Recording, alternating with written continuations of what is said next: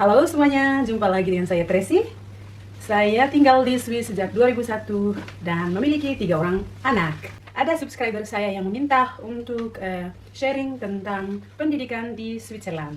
SMA, nah itu dia. Jadi perayaannya itu semeriah ini.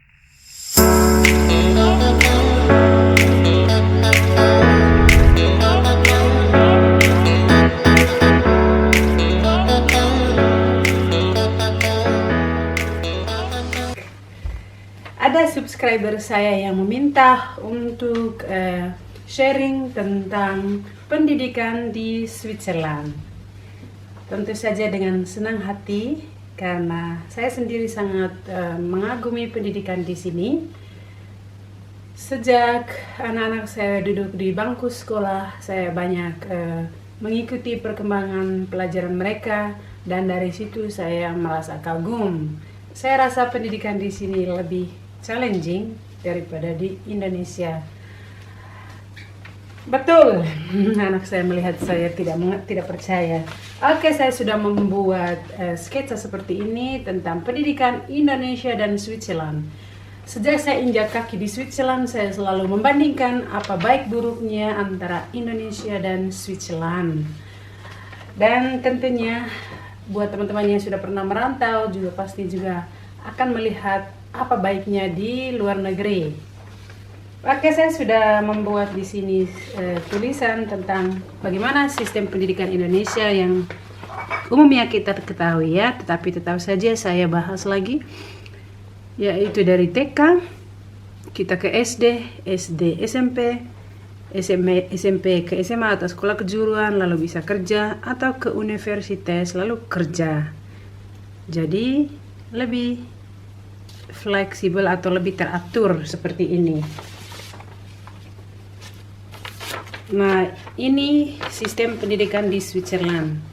Dia juga mulai dari TK, SD, lalu dari SD lah ini jalannya sudah beda ya. Jadi dari sini kita bisa langsung ke gimnasium atau SMA, atau dari SD bisa ke SMP, SMP lalu nanti Lehrstelle atau sekolah kejuruan menengah, lanjut nanti bisa dari situ dia bisa kerja atau dia bisa ke sekolah kejuruan lebih tinggi, sekolah kejuruan tinggi. Nah, dari yang SMA dia akan bisa masuk ke universitas, sekolah kejuruan tinggi atau bekerja. Oke, saya akan jelaskan lebih detail lagi apa itu Lehrstelle. Lehrstelle itu adalah kalau diartikan bahasa Indonesia sama dengan sekolah kejuruan menengah. Nah, kalau di Switzerland ini anak-anak setelah SMP mereka akan memilih sekolah kejuruan yang mereka mau. Jadi sekolah kejuruannya itu sangat luas. Ya, mulai dari tukang bunga atau floristin, tukang kebun, yang membuat meja atau kursi, tukang bidang pertukangan, perawat, pekerja kantor, dan lain sebagainya, tukang atap, tukang tembok, pokoknya tukang bangunan. Itu luas sekali sekolah kejuruannya. Jadi anak-anak di usia 14 atau 15 tahun mereka sudah mulai memikirkan, oh saya memilih sekolah kejuruan apa. Nah, di kelas 2 SMP mereka sudah mulai membuat surat lamaran ke misalnya tertarik untuk sekolah perawat, maka mereka akan membuat surat lamaran ke rumah sakit ya. Dan seterusnya. Jadi lumayan berat untuk mereka karena mereka sebenarnya masih sangat muda, sangat belia, tapi mereka sudah diwajibkan untuk membuat surat lamaran. Jadi kadang mereka juga ditolak dari sana dan ada air mata. Ya begitulah perjuangan anak-anak di sini. Nah, jika mereka sekolah kejuruan menengah itu berlangsung dalam 3 atau 4 tahun, tergantung dari sekolah apa yang mereka ambil. Nah, setelah mereka tamat nanti mereka bisa melamar pekerjaan di bidang yang mereka pelajari. Jadi misalnya sekolah pertukangan, dia akan nanti cari pekerja di pertukangan, sekolah bangunan akan mencari kerja di bagian bangunan, ya seperti itu. Jadi di Indonesia kita lebih banyak teori, kalau di sekolah kejuruan menengah di sini dia lebih banyak praktek. Jadi anak-anak itu pergi praktek 3 sampai 4 hari dalam sehari, dan itu 8 jam. Ya, jadi 8 jam 25 menit sudah seperti orang dewasa. Nah, sekolahnya itu ada yang 1 kali seminggu, ada juga yang 2 kali seminggu. Itu tergantung dari sekolah apa yang mereka ambil. Di belakang agak keribut si Sandro. Oke, tadi kita sampai di mana? Oh iya, ya. Jadi saya memiliki 3 anak yang sulung dia mengambil gimnasium atau SMA.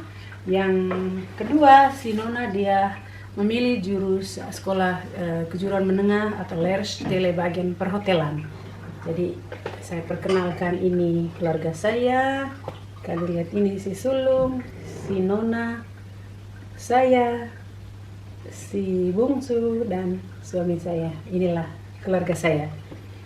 Nah, lalu bagaimana misalnya jika anak yang tadi di sekolah kejuruan itu dia tidak suka dengan bidang yang dia ambil, dia bisa saja mencari sekolah kejuruan yang lain, ya. Atau jika setelah dia tamat, lalu dia bilang dia bekerja, tapi dia bosan dengan bidang tersebut, dia masih bisa melanjutkan studi ke sekolah kejuruan tinggi, tapi tidak bisa ke universitas. Jadi begitulah sistem di sini. Nah, anak-anak yang tadi masuk sekolah gimnasium, mereka bisa masuk setelah tamat SD. Jadi 6 tahun di gimnasium atau di SMA-nya. Tapi mereka juga bisa masuk dari kelas 2 SMP atau setelah mereka tamat dari SMP. Jadi di sini lebih fleksibel, ya. Nah, bagaimana gimnasium itu? Apa bedanya dengan SMP dengan gimnasium? Gimnasium itu levelnya lebih tinggi. Jadi anak-anak juga di sana belajar doang tanpa praktek, ya. Dan juga lumayan berat. Jadi untuk masuk gimnasium ini mereka harus ikut kursus dulu. Lalu selama 2 bulan, lalu mereka ikut testing. Nah, kalau testing lulus, barulah mereka masuk ke gimnasium. Bisa jadi juga ada sistem probezeit atau artinya masa percobaan. Jika dalam 6 bulan pertama nilainya tidak bagus, maka anak itu akan gugur, dia harus kembali ke SMP. Ya, lumayan berat gimnasium itu, jadi tidak cuma untuk anak-anak yang pintar, tapi betul anak-anak yang mau belajar. Jadi kebanyakan anak-anak di Swiss mereka memilih untuk leerstelle ketimbang gimnasium.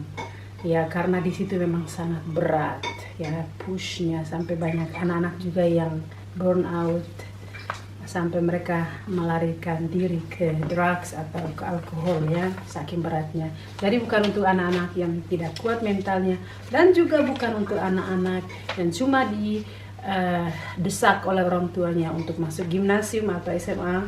Karena ada juga kan orang tua di sini yang, ya, saya mau nama saya itu baik di mata orang, saya mau bangga kalau anak saya masuk gimnasium, maka anaknya didesak di sana untuk masuk ke situ, jadi bisa jadi dia gugur dan tidak lulus, ya.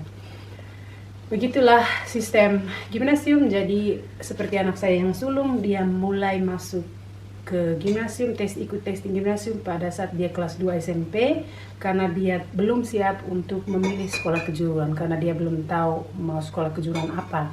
Jadi dia ikut testing dan dia puji Tuhan lulus. Dari 7 yang ikut cuma 1 yang lulus. Nah, anak-anak juga bisa masuk ke gimnasium setelah tamat SMP. Sistemnya juga sama, harus testing dulu baru bisa masuk ke gimnasium. Nah, apa bedanya nanti gimnasium dan yang leerstelle? Kalau yang tamat SMA dia bisa melanjutkan pendidikan ke universitas dan juga ke sekolah kejuruan tinggi. Sementara yang dari leerstelle dia cuma bisa ke kejuruan tinggi tapi tidak bisa ke universitas. Dan lapangan pekerjaan untuk anak-anak yang tamat dari gimnasium itu luas, jadi dia bisa bekerja apa saja, jadi lapangannya terbuka. Nah, di sini ini kita juga masih bisa ikut sekolah kejuruan tinggi atau kuliah di usia apa, kapan saja, usia 40, usia 30 juga bisa.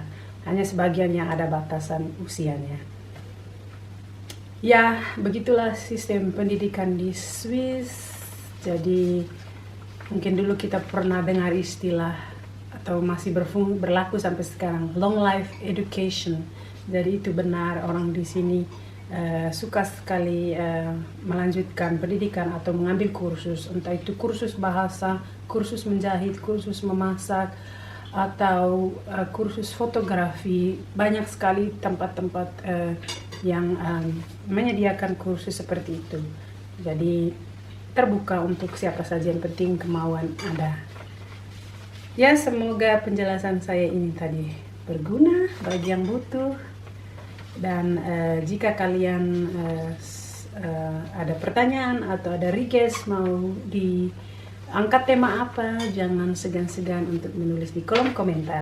Oh ya, saya mau bilang bahwa saya sudah buat cuplikan video ya bagaimana saat anak saya selesai dari gimnasium, karena perayaan tamatan gimnasium itu sama seperti perayaan kuliah atau wisuda di Indonesia.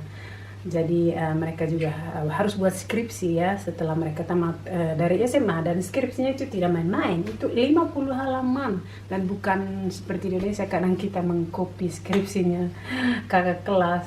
Sama sekali tidak, ini temanya betul-betul mereka cari sendiri dan nulis sendiri. Jadi ada saya sepenggal video yang saya sudah buat sebelumnya. Selamat ditontonin ya. Nah itu dia, jadi perayaannya itu semeriah ini ya. Jadi mereka mendapatkan penghargaan.